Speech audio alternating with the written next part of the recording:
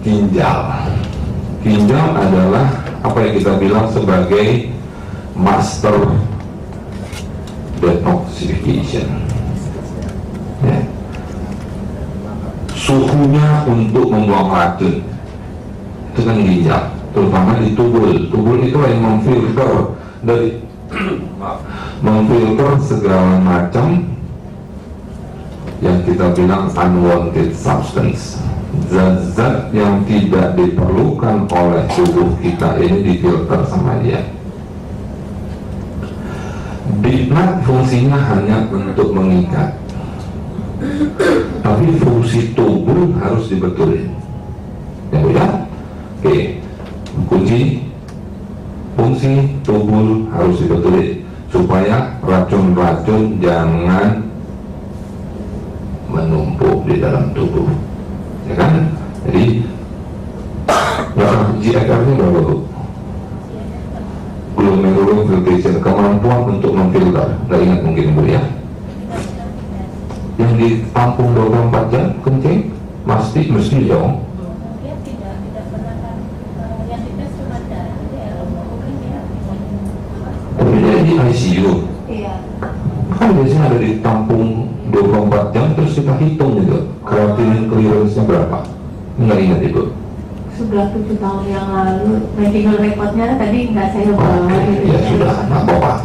Jadi intinya sekarang yang harus kita betulin adalah fungsi sel-sel ginjal dalam arti tubuhnya ini untuk kemampuan untuk memfiltrasi racun-racun tadi itu, ya. Nah, itu yang harus dipikirkan. Untuk itu di noni ini harus hati-hati memakai noni untuk kasus ginjal. Yang saya ingatkan, karena di noni itu kandungan kaliumnya tinggi, itu hati-hati. Untuk saat ini memang dia di kalium. Nah, makanya Protein, rendah protein. Makanya, jadi kita harus hitung benar ini kebutuhan kalium. Karena untuk orang ginjal, kalium ini sangat-sangat berbahaya. Sehingga biasanya kalium harus diturunkan. Di noni ada kalium yang tinggi. Makanya itu yang saya tanya tadi, GFR-nya berapa? Glomerular filtration rate, kemampuan untuk laju filteran, penyaringan itu berapa? Dokternya bilang tinggal berapa persen fungsinya? Enggak di,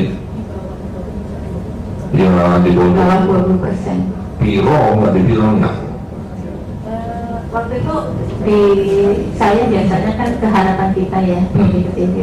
Ini harapan kita itu nggak ada, terus adanya di Cipto. Saya sempat ngusulin ke dokternya itu seperti itu, tapi kata dokternya setelah saya konsultasi ke dokter Cipto, dokter Sugeng Pak Didik kalau nggak salah ya, sebenarnya untuk apa dites gitu, apa sudah ketahuan dari astruknya sendiri dia sudah tubuhnya yang tidak berfungsi gitu loh. Tapi secara kedua kata dokter berarti fungsi ginjalnya di bawah 20% gitu. Ya memang bagi mereka nggak perlu, karena pendekatan mereka hanya mikirin kalau urium naik cuci, kreatinin naik cuci, bila perlu astrupnya bermasalah kasih ini kasih itu. Hanya apa yang timbul di permukaan, kita mau tahu ini Bu, kemampuan filtrasi dia gimana. Tapi ya sudahlah, intinya adalah bagaimana kita harus tubulus ginjalnya itu harus diperbaiki. Jadi sel-sel parencim yang ada di ginjal itu harus dikuatkan kembali untuk merecover itu. Kita sudah cerita beberapa waktu yang lalu tentang kemampuan daripada proseroninase, suatu enzim yang ada di dalam noni yang sangat baik untuk melakukan proses regenerasi. Ya, kemampuan enzim proseroninase untuk meregenerasi atau untuk memudahkan untuk mengganti sel-sel yang sudah tidak perlu. Ya, proseroninase dengan istilahnya kita bilang dulu ada telereaction, ya Bu ya. Ada yang kita bilang istilahnya kayak tukang pos nganter surat. Itu kemampuan daripada proseroninase.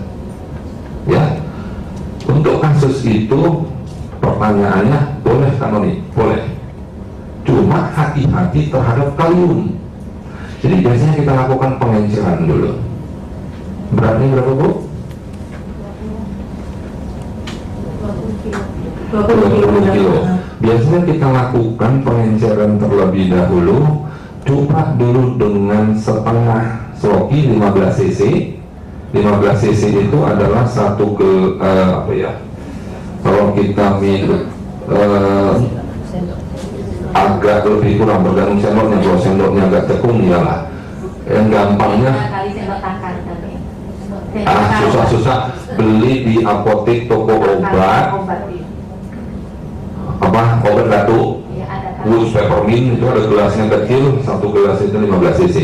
Susah-susah diencerkan dengan 3 kali itu. Jadi berarti encerkanlah dengan 50 air. 50 cc air. Yes, 50 cc air itu dulu dicoba dalam sebulan. Berapa kali sehari? 2 kali. Ya, diencerkan ya Bu ya. Untuk saat ini kan dia masih minum Pignat 2 kali sehari, 2 pagi, 1 sore. Oke.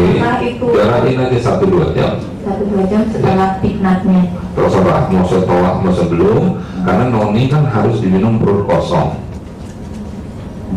Noni harus perut kosong. Itu lebih baik supaya enzim proseroninasenya itu bisa lebih optimal kerjanya. Jadi kalau memang ibu mau kasih itu, aku anjurin begitu bangun tidur minum. Untuk saat ini itu kan di dalam tubuh itu ada sesuatu yang menghasilkan enzim, saya lupa nama enzimnya apa. Itu analisa dokternya itu kan karena dia dari bayi, sebenarnya dia itu lahir normal karena kesalahan dosis obat, dia akhirnya ginjalnya kena. Sebenarnya lahir dengan kondisi yang normal 4 bulan, sekarang dia sudah 7 tahun setengah. Ya, nggak usah cerita masalah dulu. Iya. Nah, sekarang memang kadang-kadang dia tuh fluktuatif ya pemakaian Pignatnya. Tapi secara teoritis kata dokter, berat umur tambah, berat tambah, panjangnya tambah, harusnya Pignat itu kan bertambah. Tapi kenyataannya alhamdulillah dia itu berkurang gitu loh. Nah, untuk menjadikan sekarang secara teoritis kedokteran dia kan tidak bisa sembuh, tapi diharapkan dia imun terhadap dirinya sendiri gitu loh, bahwa memang enzim apa tubulus itu enzim dalam tubulusnya itu tidak ada gitu. Dia diharapkan imun dengan untuk menjadikan seperti itu, dokter itu minum Pignatnya harus konsisten gitu loh. Untuk saat ini bangun tidur saya itu minum Pignat gitu. Ya, sebetulnya Pignat kan tidak harus perut kosong. Iya memang. Jadi kalau bagi saya Pignat sifatnya hanya untuk pembantu. Ya memang seiring pertambahan usia dan berat badan, dosis Pignat harus naik terus. Pertanyaan saya kembali, kenapa dia butuh Pignat? Fungsi tubulusnya tidak. Kunci kita ini mau betulin tubulusnya. Jadi kalau bagi saya prioritas saya adalah betulin dulu. Jadi kalau begitu noni dulu masuk pagi, baru 2 jam setelah itu masuk Pignat. Insya Allah pelan-pelan dengan fungsi tubulusnya diperbaikin, penyebab dasarnya itu baik, pelan-pelan kebutuhan Pignat juga akan jadi boleh dibilang tak perlu. Kan kuncinya hanya di sini. Pignat itu di sini. Sampai kapan kita butuh ini? Ya seumur hidup. Dan kebutuhan akan bertambah terus. Apa iya? Enggak dong. Tapi bagaimana dong? Aku nggak mau pakai Pignat, nggak bisa kalau ininya tidak disembuhkan. Jadi prioritas kita adalah bagaimana satu, meregenerasi sel-sel tubulus parenkim ginjal, kedua merevitalisasi fungsi ginjal kembali. Ya Bu, kemampuan itu kita sudah ceritakan dari dulu. Proseroninase sangat-sangat bagus. Jadi bagi saya karena aktivitas proseroninase itu